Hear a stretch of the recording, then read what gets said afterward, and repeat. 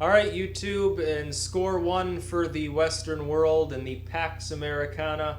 Cuba is set to be released from the U.S. sponsors of terror list. It's about fucking time. They were never state sponsors of terrorism to begin with, and we fucking knew it for the last couple of decades. People back as early as the late 80s and the early 90s were talking Ronald Reagan still doesn't have Alzheimer's and Bill Clinton still hasn't gotten any presidential pussy.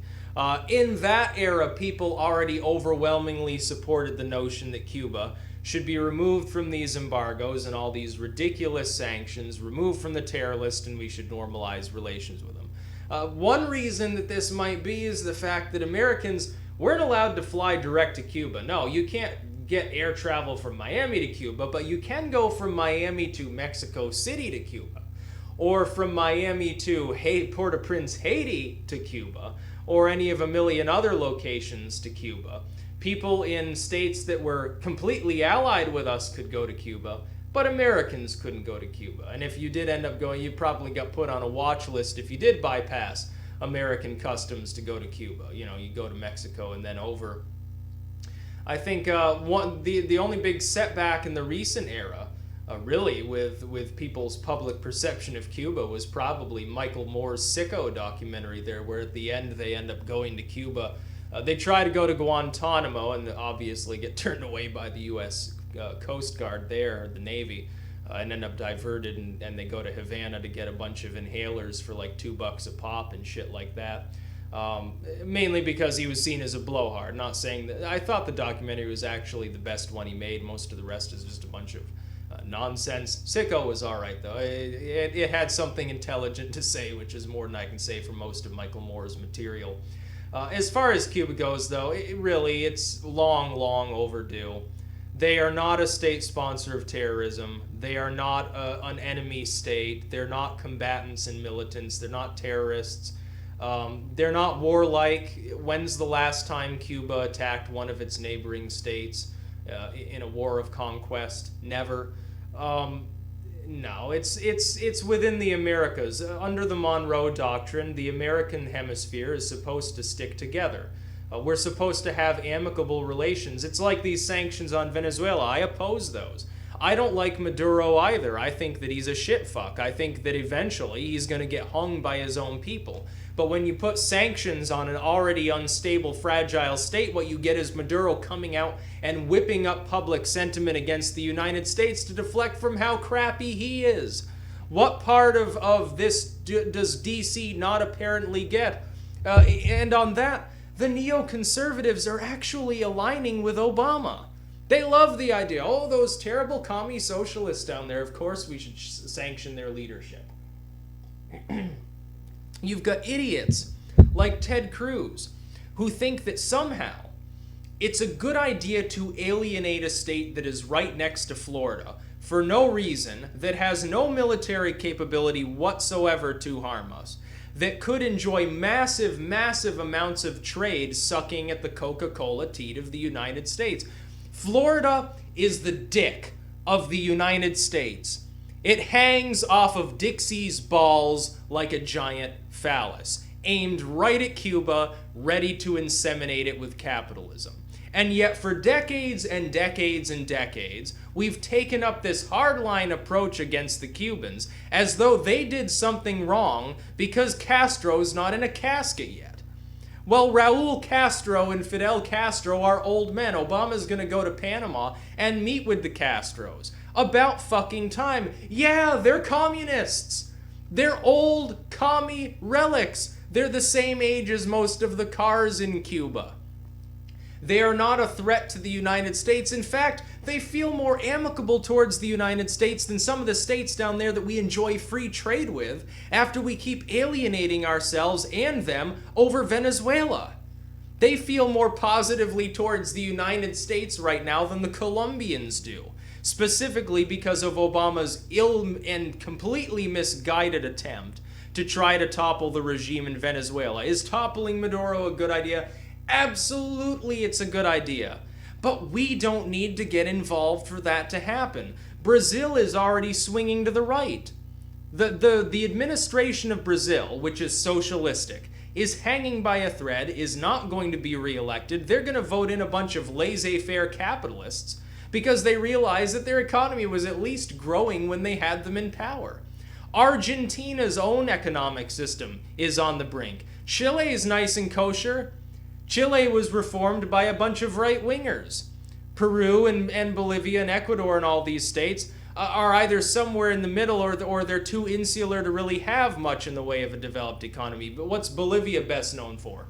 Bolivia is best known for making widespread proclamations about environmental disaster if humans keep fucking with the rainforest. Something else I support them on, by the way. None of these states are a threat to the United States. They don't have the military capacity to be a threat. Venezuela is not suddenly going to obtain nuclear weapons. They're not going to invade the United States. They're not going to start firing missiles into Texas and Florida. They're not an existential threat. What they could be is a massive money-making endeavor for the entire American hemisphere if we would just softball them, let these administrations collapse on their own over time. We've been playing economic hardball with them. Which is one reason why Venezuela is on the skids. But in the case of Venezuela, it's not like the USSR. We played hardball against the USSR. The USSR otherwise would have persisted, because even though its economy would still be in the shitter, it would still have been able to make ends meet. Venezuela has self-chosen its isolationism. Cuba was isolated by the United States. But why were we attempting to bring down the Castros in the first place? The Castros haven't really said much about the United States other than to decry our foreign adventurism since the 1990s. For the last 20 fucking years, they've said very, very fucking little about U.S. policy. Very little indeed, other than to occasionally go to these conferences in Latin America to say, yeah, the great Satan at large, they're still bombing these third worlders, just like they're continuing to sanction us. Well, what do you think alienates them and makes them think that way about the United States in the first place? Because we are sanctioning them. We did label them sponsors of terrorists. The Cuban people largely simply wanted self-determination and to be left alone. Does that mean that the Castros are necessarily as popular as they present themselves? Probably not. I think that the reality on the ground in Cuba is that there's widespread poverty in Cuba.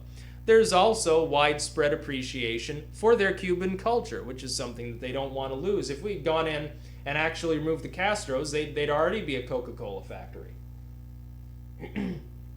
But this is a chance to establish amicable relations with yet another Latin American state.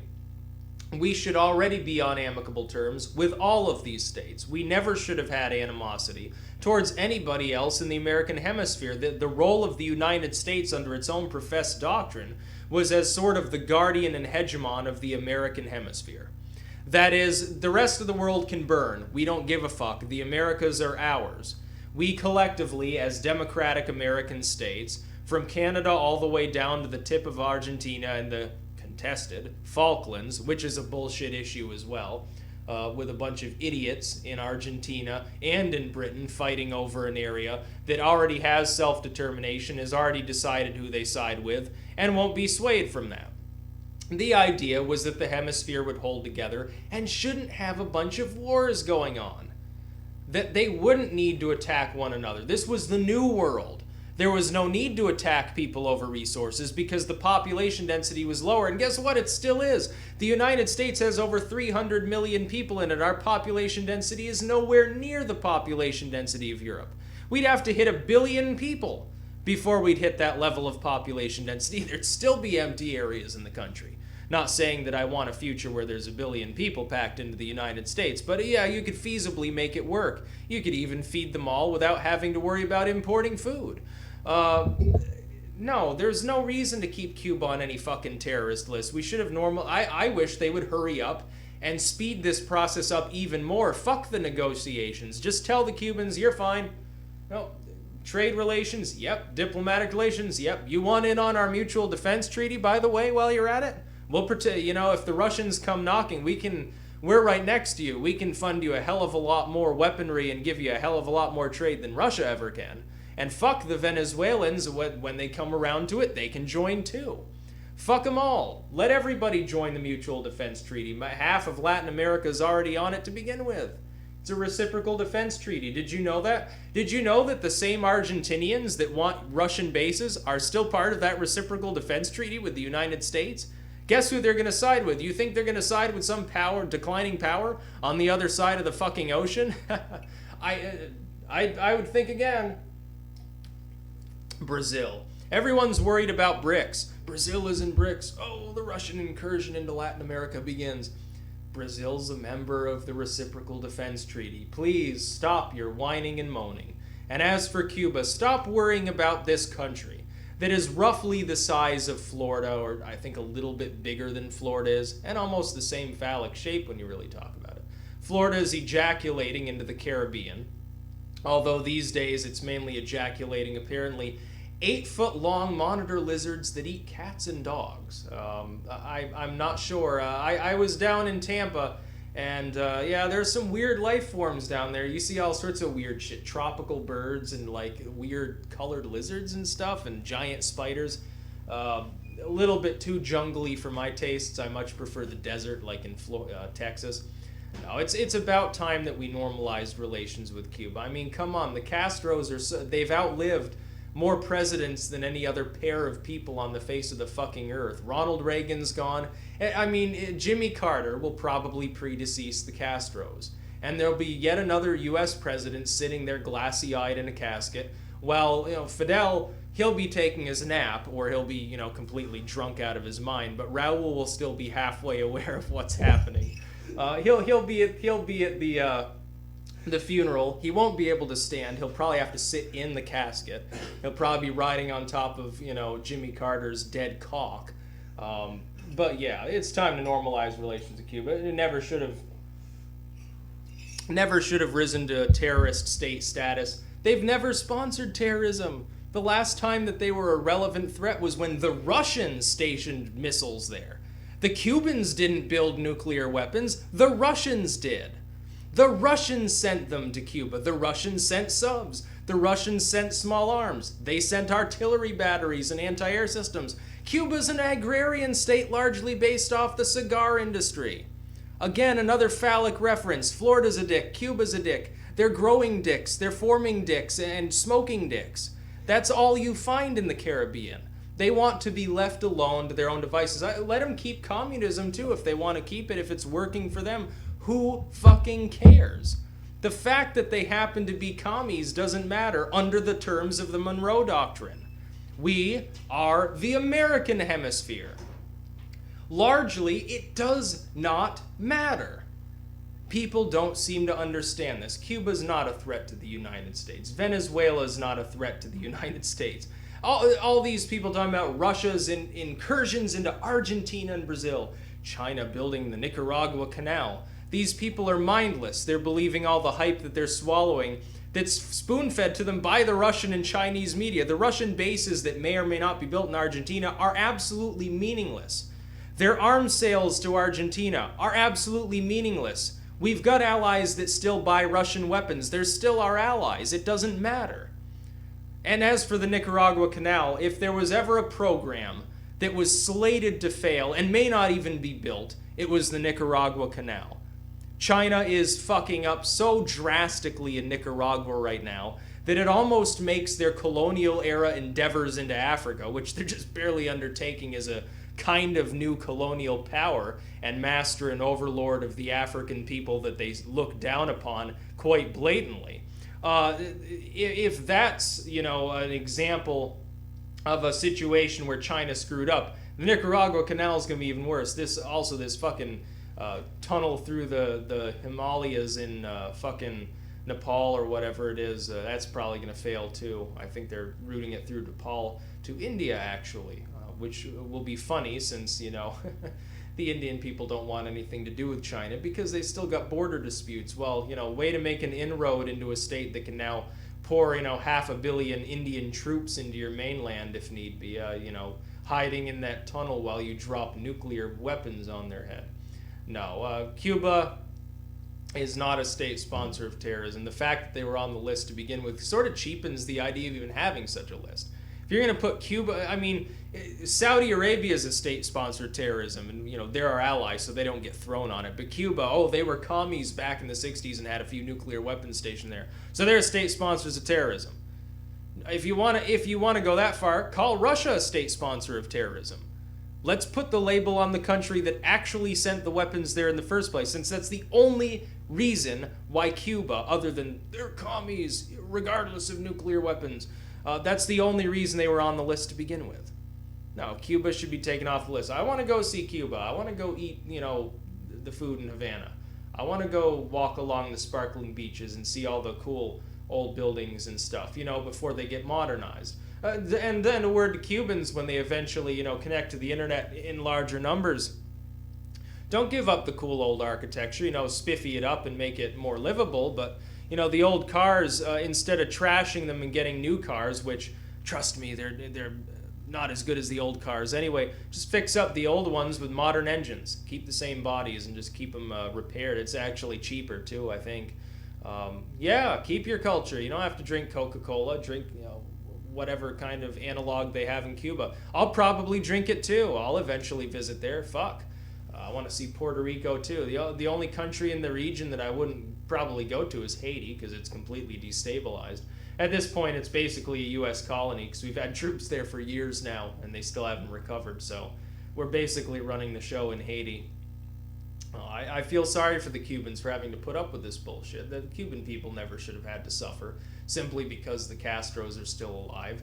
I don't know how long Raul and Fidel will live. Fidel, he might be immortal.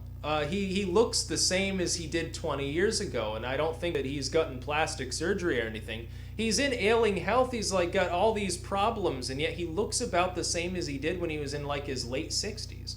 To talk about aging, he can even walk half the time. No, yeah. So I welcome the normalization of relations. I realize that idiots like Cruz don't want this, but that's because they're warmongers. They probably want to invade Cuba or something like that in the future. Fuck them. They don't know what they're fucking talking about. Yeah. So that's just my thoughts on Cuban-U.S. relations. I know this is a little bit of a sarcastic video, but I think that an issue that's this insane and this stupid, and an issue that has simmered this long for no reason, I think it deserves a good chuckle, because there's really nothing else that you can do about it. That's about all. Peace out.